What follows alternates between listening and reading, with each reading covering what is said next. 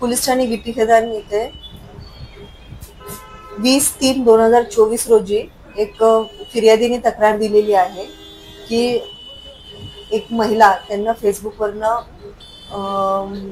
Chatting करून मैत्री करून त्यांना आपल्या मैत्रीमध्ये जाळ्या तोडून एक जबरदस्ती लग्न केलेलं आहे त्यांच्यासोबत आणि हे लग्न ते त्यांच्या घरामध्ये जाऊन 11/12/2022 जबरदस्ती घरात तिचे नातेवाईक व इतर जे मुस्लिम धर्मियानुसार जे काजी वगैरे असतात त्यांना घेऊन तिने ते लग्न केलेलं आहे आणि एक निकाहनामा तयार करून त्याच्यावर त्यांच्या सह्या घेतलेल्या आहेत असं त्यांचं आरोप होता आणि त्या याच्यावरून रिपोर्टवरून आपल्याकडे गुन्हा दाखल झालेला होता. त्याच्यामध्ये आपल्याकडे क्राईम नंबर आहे 168/24 हा दाखल झालेला आहे. त्याच्यात आपण सेक्शन्स आहेत 389, 420, 467, 471, 494, 504, 506, 294, 342, 502, 406 असे कलमाखाली गुन्हा दाखल आहे.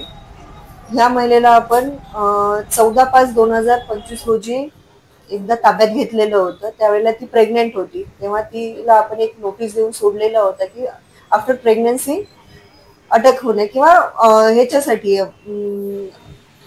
तपासासाठी सहकार्य करण्यासाठी तिला बोलवलेलं होतं. पण तिने आपल्याला सहकार्य केलेलं नाही आणि ती मागच्या 1.5 वर्षापासून जवळपास ती फरार होती. आम्हाला गुप्त बातमीदारांकडून माहिती मिळाली की ती 29 तारखेला इकडच्या परिसरात येणार आहे. आम्हाला गुप्त बातमीदारांकडनं आम्ही माहिती घेऊन तसा ट्रॅप लावला की आम्हाला 29 तारखेला डॉली चहावाले टपरीच्या समोर VCA ग्राउंडच्या समोर सदर पोलीस स्टेशनच्या हद्दीत ती मिळून आली होती. तिला ताब्यात घेतलं, विचारपूस केली तिला आणि तिला अटक करून मान्य न्यायालयात हजर केला असता तिचा 1 ऑगस्ट 2025 पर्यंत तिचा 3 दिवसाचा PCR मिळालेला आहे. तिचा मोडस आहे वेगवेगळ्या लोकांशी लग्न करणे आणि तिला लगेच 1 ते 1.5 महिन्यामध्ये त्यांच्यासोबत कुठलाही ऑफिशियली म्हणजे ना डायव्हॉर्स घेता ना खुलानामा त्यांची मुस्लिम धर्मियानुसार न घेता त्यांच्याकडनं सेटलमेंट करून घेणे, कोर्टात न्यायालयात खोट्या तक्रारी दाखल करणे अशा तिचं मोडस आहे आणि सेटलमेंट मधनं पैसे वसूल करणे. आणि दुसरी गोष्ट आहे ती स्वतः एक एज्युकेटेड लेडीज असून ह्या सगळ्या गोष्टी करत आहे आणि तपास आमचा चालू आहे सध्या.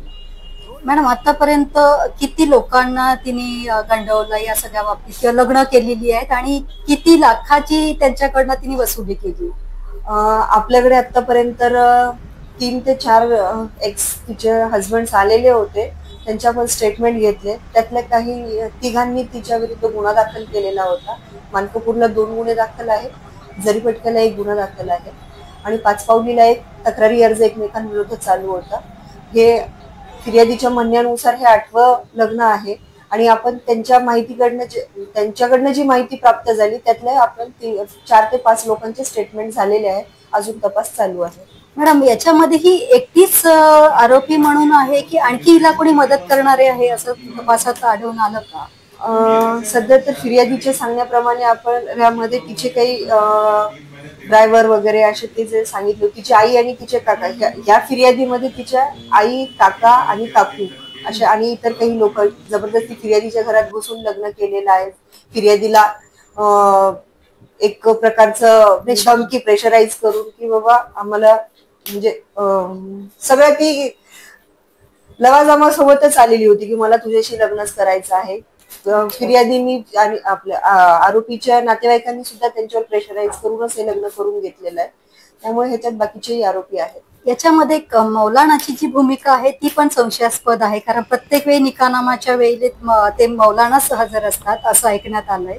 ही गोष्ट खरी आहे का? अजून असं कुठलं मौलाना आहे? आमच्याकडे फक्त 2 निकाहनामे आहेत. एक ज्या आता सध्याचा जो गुन्हा आहे तो आणि एक यापूर्वीचा एक जो आहे त्याच्यामध्ये आणि एक खुलानामा आहे त्याच्यामध्ये. ते खुलानामा सुद्धा त्यांच्या धर्मियानुसार तो चुकीचा आहे आणि हे ज्या लग्नाच्या अगोदरचा एक निकाहनामा आहे तसं ती 3 महिन्यानंतर लग्न करायला पाहिजे असं त्याच्यामध्ये असतं. पण ती 3 महिन्याच्या अगोदरच तिने लग्न केलेलं आहे.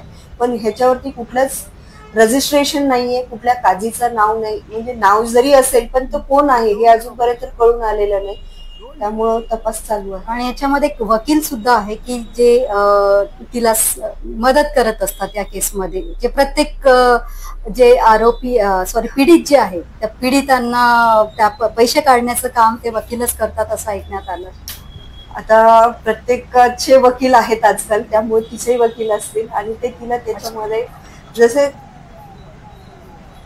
आपल्या ज्युडिशरी याच्यामध्ये तिला मदत करत असतील. जर तिच्यावर गुन्हा दाखल झाला असेल तर ते कोर्टामध्ये तिला जे काही वकील पाहिजे आरोपीसाठी, आरोपीचे वकील म्हणून ते तिचं काम पाहत असतील. बरं, याच्यामध्ये तिचं जे राहणं आहे ते कामठी, नवी कामठीच्या हद्दीत तिचं घर आहे असं ऐकण्यात आलं. हे प्रॉपर घर आहे की तिने डमी म्हणून ते तयार केलेलं आहे तिथे? ते तिच्या आईचं घर आहे, तिच्या आईच्या नावावर आहे ते घर, ती आईकडेच राहते. या प्रकरणात मॅम आणखीन काही लोक जर पीडित असतील तर त्यांना तुम्ही काय आवाहन करणार? जर त्यांची तक्रार असेल, सेम आरोपी तोच असेल, तर ते कधीही येऊन पोलिसांना अप्रोच होऊ शकतात, त्यांची तक्रार ते देऊ शकतात. त्यांच्या तक्रारीची दखल पोलीस हे कधी घ्यायला तयार आहे. मीडियाचा वापर सगळ्यांनी, जोपर्यंत पूर्णतः आपल्याला कोणतेही ऍप वापरण्याचे ज्ञान नसल्याशिवाय तो आपण वापरायचा की नाही हे ठरवलं पाहिजे. आजकाल सोशल मीडिया सगळ्यांसाठी इझिली अवेलेबल आहे. याचा अर्थ असा नाहीये की आपण त्याचा काय वापर करत आहे हे ज्ञान नसल्याशिवाय आपण ते वापरणं चुकीचं आहे.